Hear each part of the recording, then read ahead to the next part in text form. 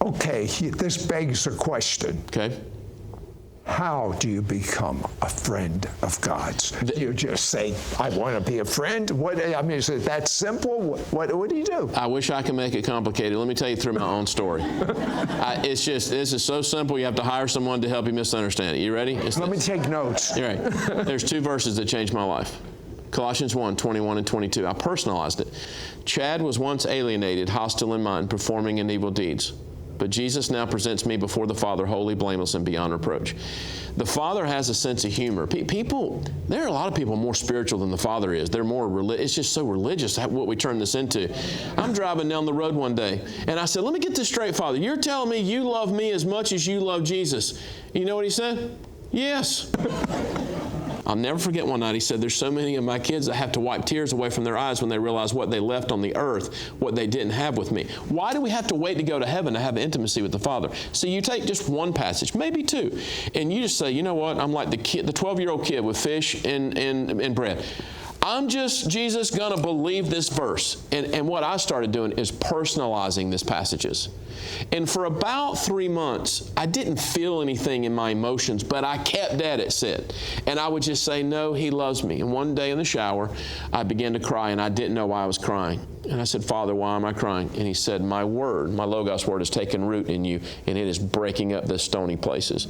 Well, then I started devouring. Sid, I didn't ask for feathers to drop. There was a 90-foot gold dust cloud that appeared above our stage in a service one day. People ran out of the room yelling. I don't ask for that.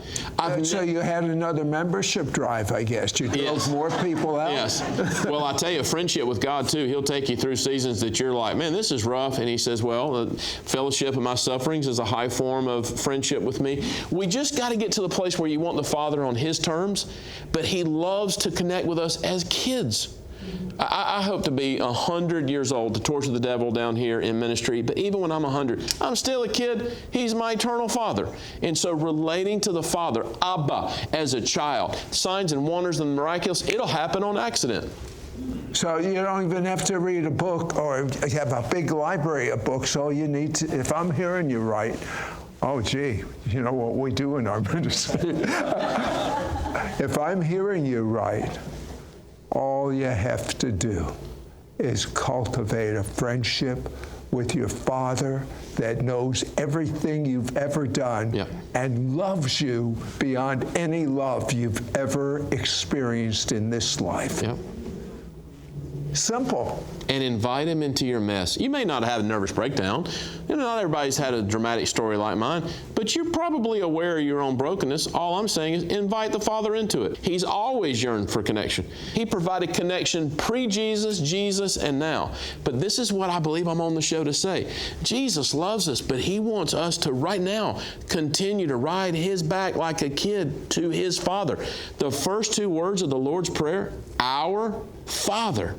Supernatural will happen on accident when he becomes your Abba Daddy.